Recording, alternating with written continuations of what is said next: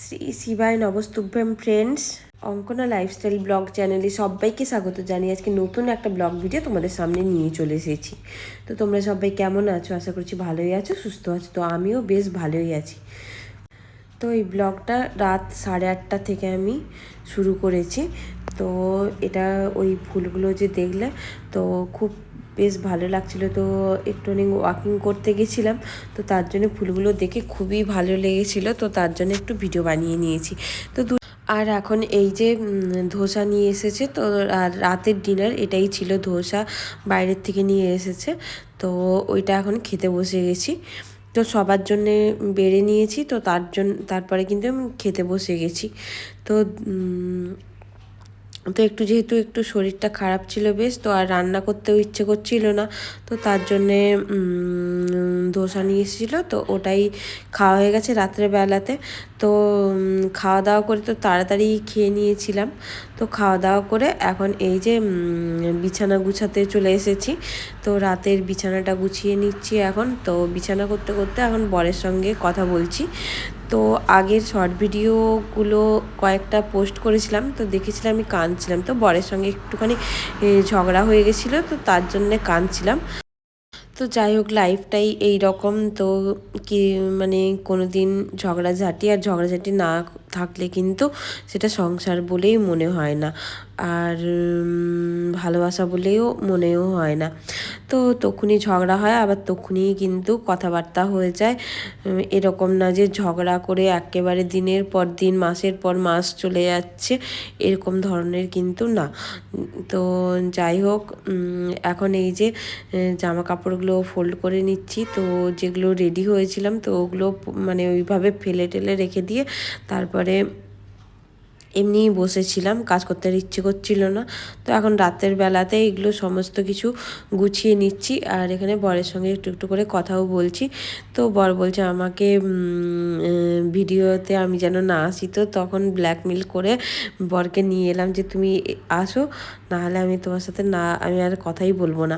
তো তার জন্য এসেছিলো, তো জোর জবরদস্তি করে টেনে নিয়ে এসেছিলাম। তো তোমাদের সঙ্গে একটু অনেক শেয়ার করলাম।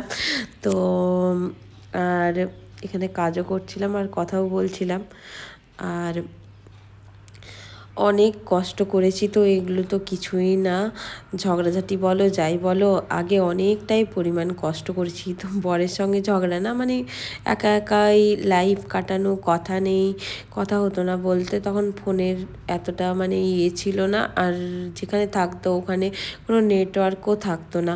তো তার জন্য কিন্তু কথাবার্তাও তেমন হতো না। তো তার জন্যে যাই হোক, এখন অনেকটাই ভালো আছি। এখন আর কি টেনশন বলো, সাথে আছি। তো ওই মানে ওই টেনশনটা তো চলে গেছে। তো আগে দুটো বাচ্চা নিয়ে একা একা পুরো একা একা মানুষ করা যে কতটা কষ্টকর, সে যারা করে তারাই বুঝবে অবশ্যই, আর যারা করে না তারা তো বুঝবে না, তারা কয়েকটা শুধু খালি জ্ঞান দেবে।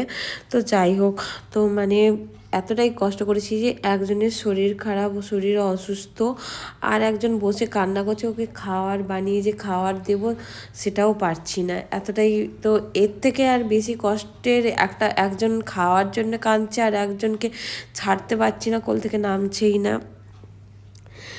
এর থেকে মনে হচ্ছে একটা মায়ের কাছে বেশি কষ্টের বলে কোনো কিছু আছে বলে আমার মনে হয় না।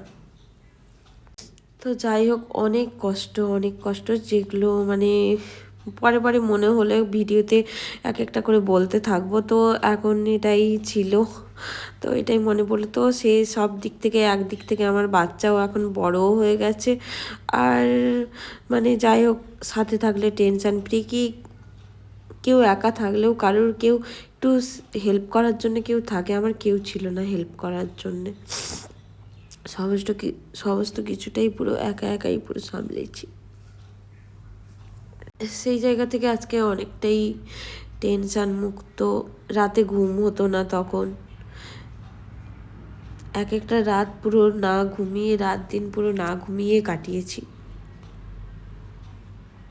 তো যাই হোক, অনেকগুলো চাপা কষ্ট ছিল, তো সেগুলো তোমাদের সঙ্গে শেয়ার করলাম।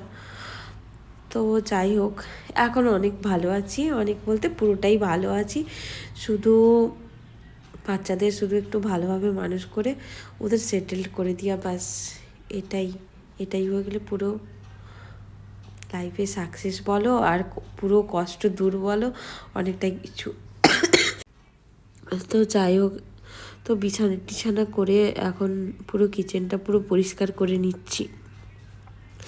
পুরো রাতে প্রত্যেক দিন রাতেই এইভাবে করে সমস্ত বাসন টাসন ধুয়ে সমস্ত মানে পুরো ক্লিন করে পুরো রাত্রেবেলাতে শুই। না হলে সকালে উঠে কোন দিক থেকে কোন দিকে করব মানে দিশা খুঁজে পাই না।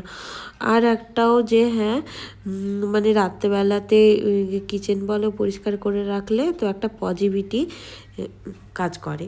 তো তার জন্যেও কিন্তু রাত্রেবেলাতে সমস্ত কিছু গুছিয়ে টুছিয়ে সব কিছু করে রাখি। আর একটা কথা কি জানো তো, আমার মানে কি বলবো, যদি আমি যেই দিন কিচেনে আমার পড়ে থাকে সেই দিন আমি রাতে ঘুমোতে পারি না। কখন মনে হচ্ছে উঠে আমি পরিষ্কার পরিচ্ছন্ন করব, সমস্ত কাজগুলো গোছাবো, এইটা আমার মনের মধ্যে জানি না কেন এরকম ধরনের হয়। তো এখন বর আছে বলে তার জন্য করতে পারি না, বকে রাত্রেবেলাতে উঠে করলে বলবে নিজেও ঘুমাবে না আর কাউকে ঘুমাতেও দেবে না। তো তার জন্যে সকাল হওয়ার পরেই তারপরে উঠে, সকাল বলতে তাও ওই দিন পুরো 4:30 কি 5টাতে উঠে আমি পরিষ্কার করে নিই জানো। নাহলে ওই রাত্রি 2-3টের সময় উঠি না। আর কিন্তু ও না থাকলে আমি তখন কিন্তু পুরো 2-3টেতে উঠে আমি সমস্ত কাজ গুছিয়ে নিই। কাজ পড়ে থাকলে আমি মানে না ঘুমোতে পারবো না কোনো কিছু, এইরকম ধরনের আমার হয়ে যায়। তো যাই হোক, বেসিনটাও এইভাবে যতবার বাসন ধুই ততবারই কিন্তু এইভাবে করে সুন্দর করে সাবান দিয়ে পুরো পরিষ্কার করে নিই। তো আর এই কাপড়গুলো অনেকটাই পরিমাণ খারাপ হয়ে গেছিলো, মানে নোংরা হয়ে, মানে সপ্তাহে তো 1 দিন ছাড়া 2 দিন ছাড়া তো 2-3 দিন হয়ে গেছিলো আমার পরিষ্কার করা হয়নি দুটোই। তো তার জন্যে এই যে এখন ভালো করে ধুয়ে নিয়ে এই বাটিটার মধ্যে জল নিয়ে তো ওইটা একটুখানি মানে গরম করে নেব। তো গ্যাস এখন জ্বালিয়ে নিচ্ছি। তো গ্যাস জ্বালিয়ে নিয়ে এখন এই যে গরম করতে বসিয়ে দিয়েছি আর একটু অল্প একটুখানি সার্ফ দিয়ে দিচ্ছি। তো ভালোভাবেই কিন্তু পুরো ক্লিন হয়ে যায়। তো এইটা এখন এইভাবে করে পুরো রাত রেখে দেব, সকালে উঠে আমি এটাকে ভালোভাবে পরিষ্কার করে নেব। তো এখন এই যে গরম হচ্ছে ভালোভাবে, তো পুরো ফুটে যাবে। তো তারপর বন্ধ করে ওইভাবে গ্যাসেই বসানো থাকবে। তারপরে সকালে উঠে আমি এটা পরিষ্কার করে নেব। তো এইভাবেই করে থাকি 1-2 দিন ছাড়া। তো এটা আমার 3 দিন হয়ে গেছিলো, 2-3 দিন হয়ে গেছিলো পরিষ্কার করা হয়নি। তো এখন সমস্ত কাজকর্ম গোছানোর পর এখন গরম জল নিয়ে নিচ্ছি বোতলেও, রাতেবেলাতে খাওয়ার জন্যে নিয়ে নিচ্ছি ওই ফ্লাস্কগুলোতে। তো আর সমস্ত গ্লাসে গ্লাসে নিয়ে নিয়েছি সবাইকে দেওয়ার জন্য, সবাইকে বলতে বাচ্চা, বরকে আর নিজেও খাওয়ার জন্য দিয়ে জল খেয়ে তারপরে এখন এই যে দেখো আমার পুরো কিচেনটা এখন পুরো ক্লিন হয়ে গেছে। এখানে বাসনও গুছিয়ে রেখে দিয়েছি। তো এবার ভালোভাবে একটুখানি ঘুম হয়ে যাবে, কিন্তু যদি ফেলে রেখে একবার যদি ঘুমিয়ে যাই তো তাহলে আমি পুরো ঘুমোতেই পারি না। তো চলো আজকের জন্য এই পর্যন্ত, দেখাচ্ছ নেক্সট একটা ব্লগে। টাটা সবাইকে।